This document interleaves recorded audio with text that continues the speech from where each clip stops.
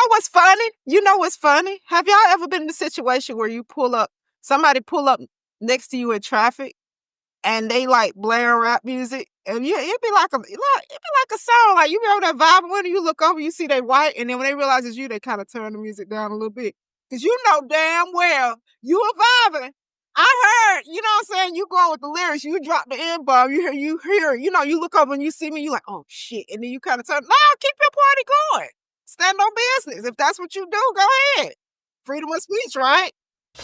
I'm Shannon. And I'm Lisa. And KK's here too. And you're listening to Blacktivities, a celebration of all things Black. Black culture, Black history, Black perspectives, and Black panache. Celebrating our Blackness doesn't mean exclusion. Everybody's invited, but you gotta come in and have a seat. So let the Blacktivities begin.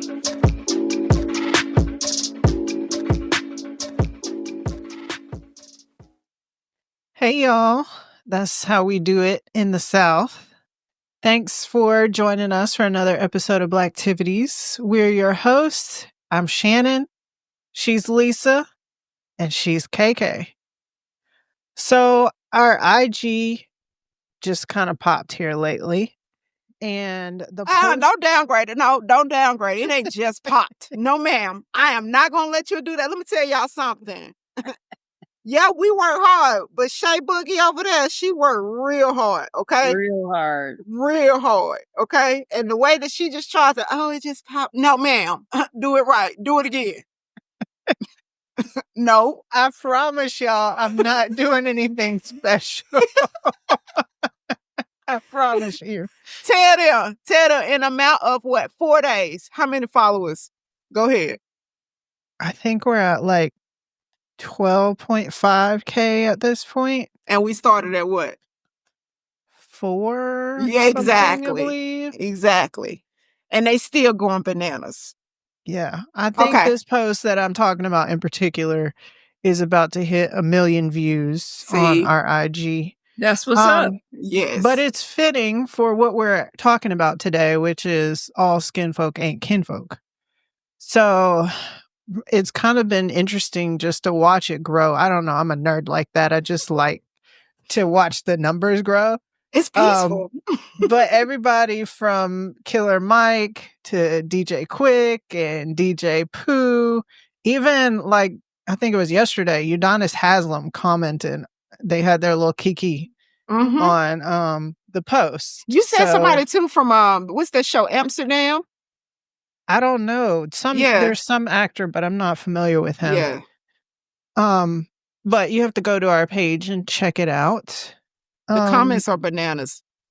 Them people have been going back and forth. I just sit and watch, baby, like a referee.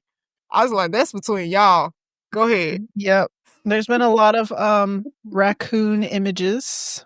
Hey, that's funny. Okay, go ahead. But the premise behind it was about the Black politicians who were like kissing Trump's butt before the election and how they didn't get any positions when he took office. Not a one. But I think it was the music that kind of set it off because like I put the story of OJ, the Jay-Z song, and I timed it to the part where he said, "I'm not black, I'm OJ." Because when I saw that graphic, that's what popped into my head. So I think I'm one of those people that just kind of walks around with like this soundtrack in my head.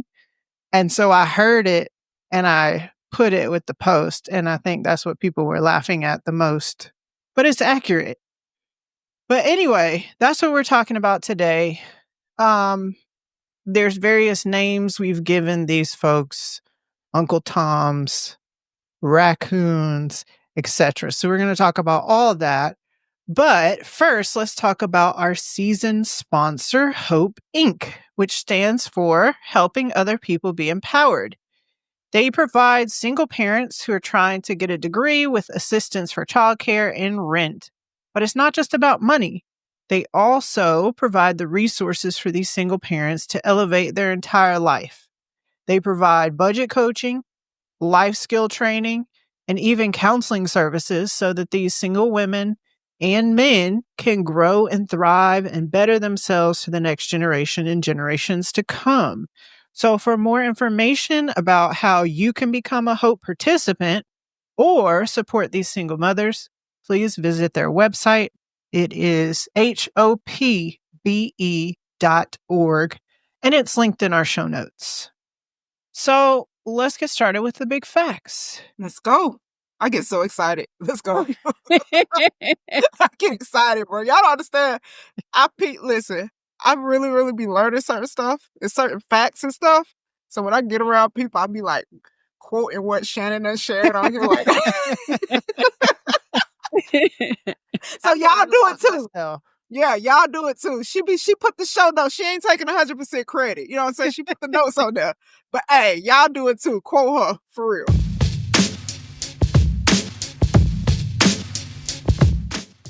So, Zora Neale Hurston, a wonderful writer during the Harlem Renaissance, coined the term, "all my skinfolk ain't kinfolk," when she talked about Black folks that didn't agree with her views about how to advance Black interests, or that she thought weren't trying to advance Black interests at all.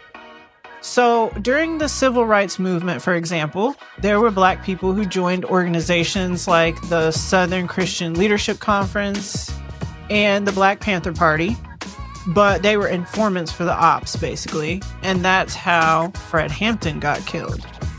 A more recent example might be your Ben Carson, who was a neurosurgeon who was well known in the Black community, and he became the Secretary of Housing and Urban Development, which is HUD, under Trump's first term. He helped reverse the affirmatively furthering fair housing rule in 2020, which the Center for American Progress said disproportionately impacted Black and Latino communities because it allowed racial discrimination in housing to continue to go on and be unchecked now.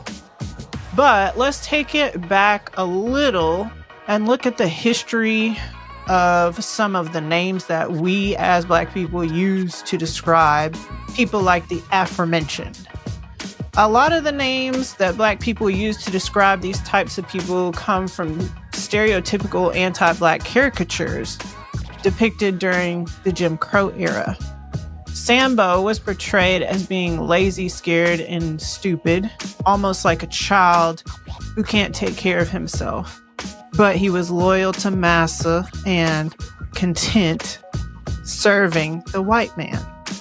So he evolved into an older, docile Black man who was content with Jim Crow laws. Raccoons, we're just going to put the R-A on the front, but sometimes, we don't put that R-A on the front, came about during the slavery era and were portrayed in a similar way, except that they acted childish but were adults. So they were not happy with their status as servants, but they were portrayed as being too lazy to change their position. Basically, they were good for nothing other than eating watermelons, stealing chickens, and couldn't speak proper English. The raccoon caricature evolved to identify with young urban Black people who disrespected white people. So basically, a raccoon was a Sambo gone bad. I'm sorry. It's KK. I'm sorry. Go ahead. I got this off the Jim Crow museum website. So the stereotypes were used in conjunction with this quote unquote research to promote our inferiority and inability to take care of ourselves. Uncle Tom is another term that we use to describe these people.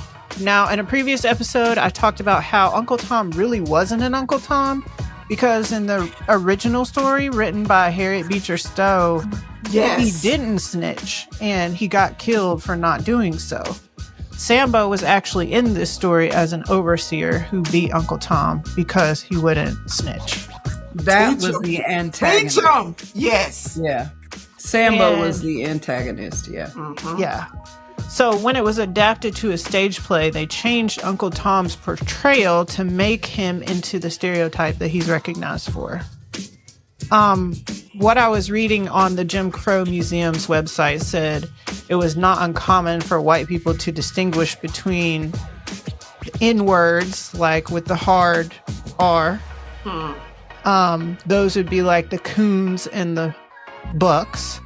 And then Negroes would be the toms, the sambos, and the mammies. And of course, they preferred the latter.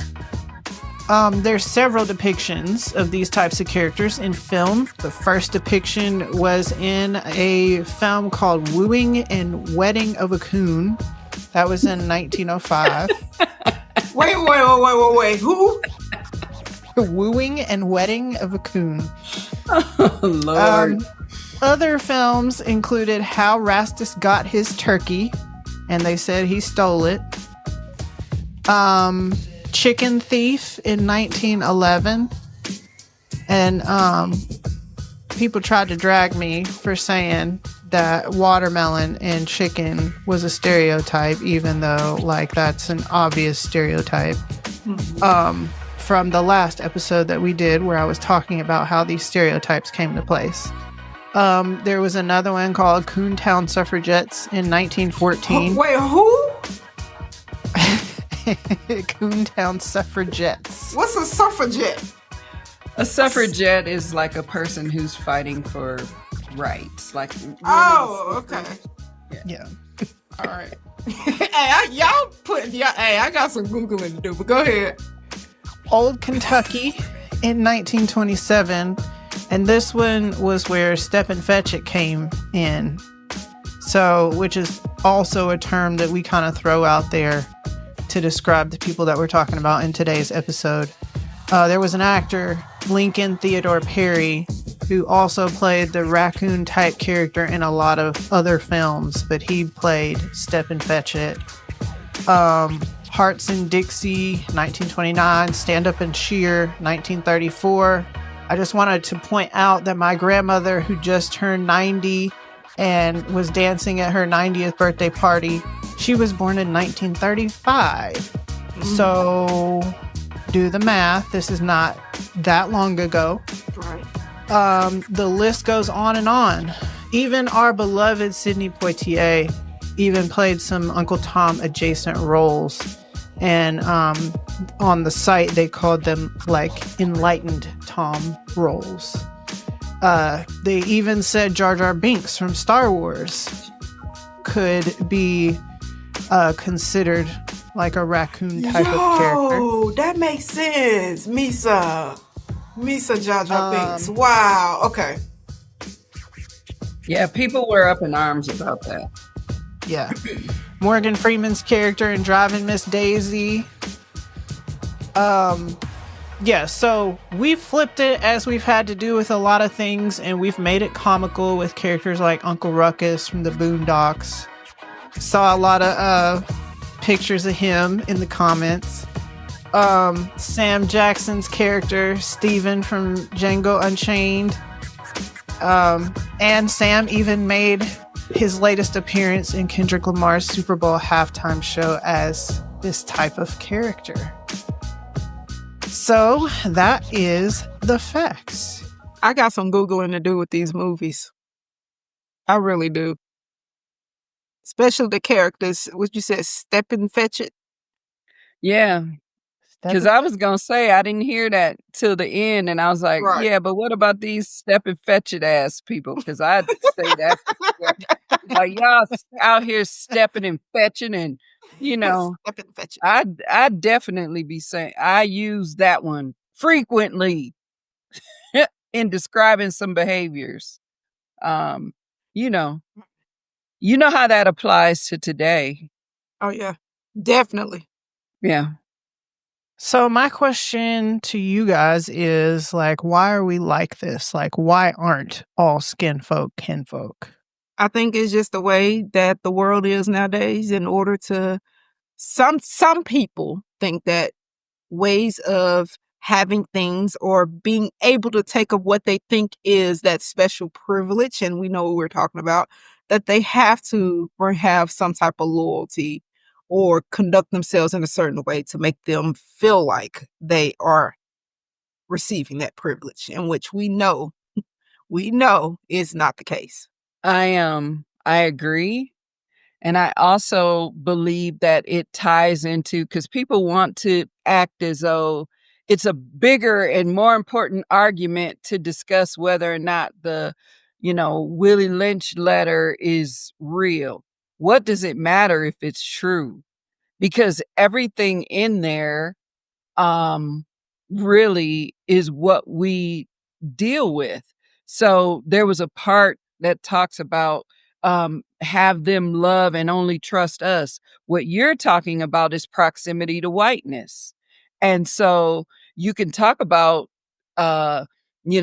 people want to have this proximity to whiteness in order to get accomplishments done, which is what I hear you saying. But also, too, that was part of what was mentioned. The amount of divisiveness has been listed and itemized. It's on record. I don't care whether the letter is true or not. What I care about is the fact that these behaviors exist, and we are divided because we were divided in colonialism. We have been divided forever, and it comes into every conversation we have. And I was telling Shannon about it. I was like, I keep saying it because it's relevant. It wasn't that long ago, when you mentioned your grandmother, was not that long ago. It was not that long ago there were postcards about lynchings happening. There are still people around who existed and were living in that time when that was normal. So we are divided because there's been this crabs in a barrel mentality for lack. There's this sense of lack. There's this sense of dis-ease that we have had within our culture because we haven't been able to get our footing after colonization. Once colonization happened, it divided us, and we see it happening with these Hispanic families right now. These Latinos, the strongest and biggest thing they have is their familial structure, and we see that being picked apart and divided with the deportations and everything. Same thing that happened to us. So we're in a household, mother, father, father gets studded out like a horse or a dog, and this is the result, division. And it's been division based on location, division based on in and out of the big house, division based on color, division based on hair texture. Just based on so many things, and it has continued since colonization. Colonization was the biggest divider, and it keeps us divided to this day. Now, KK, you mentioned Willie Lynch letters. Explain that to our listeners. So the Willie Lynch letter or speech, depending on how you want to look at it, is from a slave owner from the island speaking to the American slave owners and basically saying, hey, you guys are losing too many slaves to lynching and all this other stuff. And, I came up and I could smell the carcass of dead slaves. Like, that's not how you do it. You have to do it more strategically and on a psychological level. And that's exactly everything that person wrote. And, there's arguments. Oh, it wasn't true. That never really happened. The speech didn't happen. He says, I'm in Virginia. I have a bag in front of me. These tools that I'm giving you will last for generation after generation after generation. It says that in the speech. And so I could care less about whether it was a speech or a letter, whether it happened or did. Look, all of it remains true. And so if you go look it up, it really doesn't matter because these are the things that we suffer from. And so that's what it's from, where you hear the reference is from a 1712 speech in Virginia from a slave owner from the islands who came to America and had that conversation with fellow slave owners. I agree with y'all. I think there's been some psychological things stemming from way back then that we have not managed to overcome. Well, since the history of the terms like raccoon, Uncle Tom, Sambo, and all the ones we talked about derive from like racist, anti-Black sentiments, do y'all think we should be calling each other those terms? When I'm mad, hell yeah. Okay, so I talked about this a couple times in past episodes. When it comes to certain words, I try not to use them. Especially like I'm gonna be honest with you. I try not to use them now. It, the N word with the A. I say that. You pull out in front of me in traffic, your car tow up. I'm like, nigga, why you do that? Like, come on, B. But when it comes to those, like, I think that the words Uncle Tom and those things, like, yeah, it carries the same as like nigga, but the N word with the hard R, I for some reason put them in the same category, and I tend not to use them personally, which I know is crazy because I'm the one with the filthiest mouth on the show. I don't know, I just take those so much personally. And I try not to use them. Especially when it comes to my children, and also where we're talking about other ethnicities and other races. I say based off of their ethnicity when I'm referring to someone, if I even have to at all. Like when I'm referring to someone that has like a Spanish, I say Hispanic because again, they have, you know, they come from many different places. It could be anywhere. So I'll just put them in that one category. But for us, and then that term, I try not to use it, but I'm not saying that they don't exist. And it is based on their actions. Okay. It is based on their action. And if you're not sure if you're one of them, look at your actions. Look how you conduct yourself, how you, how you're the group that you're around, and the things that you say. I just want you to. I'm gonna wait for my call of action because I was about to throw it out there. I'm gonna wait. But yeah, I try not to use them. Okay, yeah, go ahead, Kay. I think this is I don't know. I think it's a hot mess because depending on, like, I usually use them in terms of political context or dealing with somebody in certain environments. That's when I will like be, oh my God, this Stepin Fetchit ass. Then I'm mad. You know what I'm saying? I'm adopting that one. Because I'm talking about somebody who's out here COONing, right? Okay. Ain't that how you said? yeah, that's how I So say they it. out there doing it, and I'm like, oh my God, what is your issue? But I think it just depends on. It's all based on circumstance, and what I've seen is and it really throws me off because now this next generation coming up, they use it on anybody, and I don't. Because I figure like this, they're also the ones who gave other people permission to do it. And my generation, I do not give permission. You know how they do them Facebook disclaimers? This is my disclaimer. I do not give permission for anybody under any circumstance who does not have melanin, such as myself, to call me the N-word. Period. Or say it. Point Or blank. say it. I don't give a damn. Say it.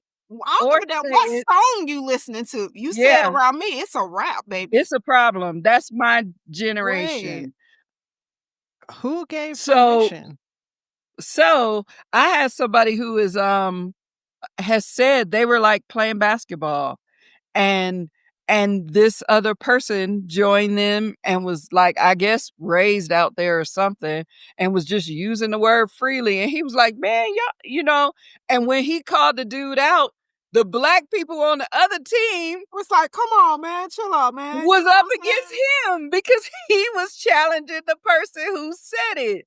Yes, your own. You know what's funny? Have y'all ever been in a situation where somebody pull up next to you in traffic and they like blaring rap music And it'd be like a song. Like you be over there vibing with it, you look over, you see they white, and then when they realize it's you, they kind of turn the music down a little bit. Because you know damn well you are vibing. I heard, you know what I'm saying? You going with the lyrics, you drop the N-bomb, you hear, you know, you look over and you see me, you like, oh shit. And then you kind of turn, no, keep your party going. Stand on business. If that's what you do, go ahead. And I ain't vibing. Right? I ain't vibing with them at all. Right. I ain't vibing because I see you. I see you because when you go to work, you all corporate. But in the car, you know, when you got that little so many thousands of pounds of protection around you, then you can just let your you know, your whole whatever take over. No, I'm not vibing with you. I don't care about that music. No, I'm just saying, I hear what you're saying, and I've seen it too. But you know, I don't think I've seen other people use that word towards each other more than we do. And I'm like, I be looking like, who are you talking? Wait, when did this happen?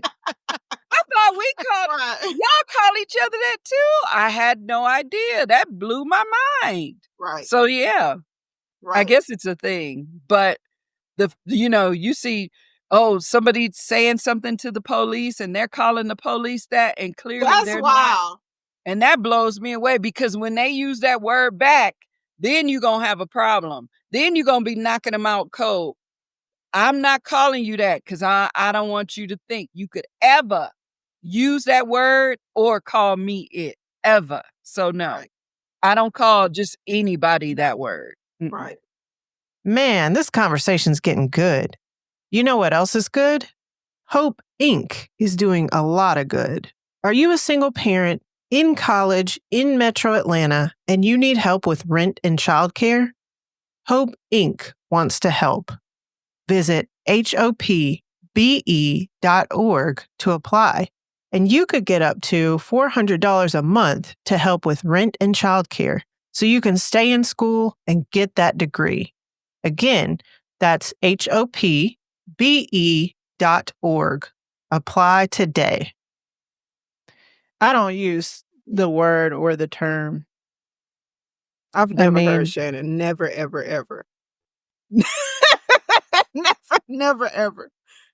Shannon, a good girl. Shannon, I have a tendency to say Negro, but normally, ninja. Yeah, ninja. I say ninja. I'd be like, Negro, please. You know what I'm saying? I'll use Negro. But I have a tendency to use that more. So I get it. Yeah. So how do y'all feel about the people that say, well, if it's bad, then should us as Black people even use it? Like they say that we shouldn't even have it in our vocabulary if it's so bad. That's been an argument forever, but I'm not trying to give other people permission to use the word. I mean, hey, I seen a clip. It was a little reel. He was on. Dang, what movie was he on? He played. Lord. You know what I'm talking about? What's the actor? And he was the. What was the name? Oh, this is gonna bother me. He played. Shoot. Anyway, it was an actor. I cannot think of his name right now. He was on some news station or whatever. And one of the anchors was looking at him and he was just like, they were having a political conversation. And he was like, it's just so ridiculous how people, you know, use the N-word, but we can't. And the dude looked at him and said, okay, well, you say it. And he was so serious about it. And the guy was like, well, of course I wouldn't say it. He said, well, why bring it up? But he looked like he was finna jump up and jump on him because he was like serious. He was like, well, just say it then. If it bothers you so much, just say it. And the guy was like, well, of course I'm not going to say it. It's not a big deal. He said, well, if it's not a big deal, then why are we talking about it then? Right. Pointing out a double standard here, Adrian. I mean, take hip hop. We've talked about this on the show before. You have African-American rappers saying N-word this and N-word that, but a Caucasian can't. So say it. Say what? Say the word you want to say. I'm not saying that I want to say it. I'm just saying that I can't. Sure you can. Say it. Say it right now. I will say it with you. Okay, this is hypocritical. You know we can't. Sure you can. This is America. Both of you. Say it. All right, I think we can move on. Why move on when you want to say it? Both of you want to say He was in can that we movie just too. talk about how big his hands are? Girl, I didn't even know that big. What the hell you be watching? Girl, I'm he sitting got up big here. old hands. He got I big am hands big. and big feet. I'm just gonna leave it How there. you what movie? Where? I just see him on interviews Oh and I just feel like, Lord. my God, that deep voice. He's big and tall and he got big hands and feet.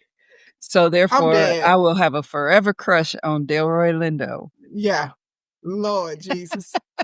I'm I look just at saying. him. This Y'all what gonna have to happens watch when it. you ain't got no man. Gone. Ew.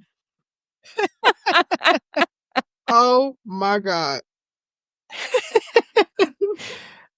What's up with your piece for today?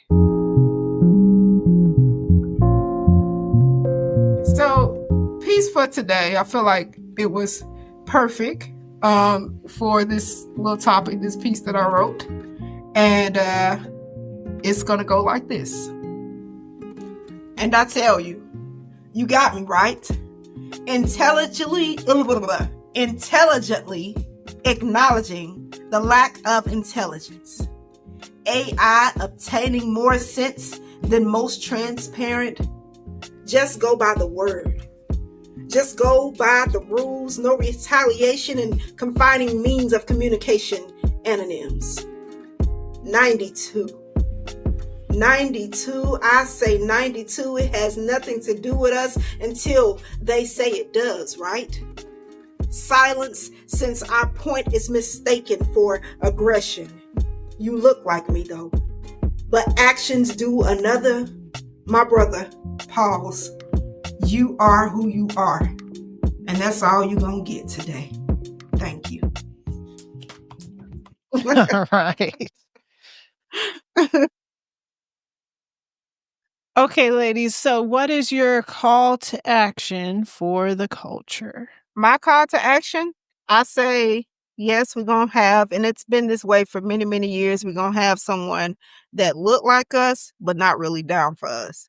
So the people that are for us, we're going to have to really, really stand firm and stand on business and be together. That way, things such as what's happening in the world right now can't keep happening.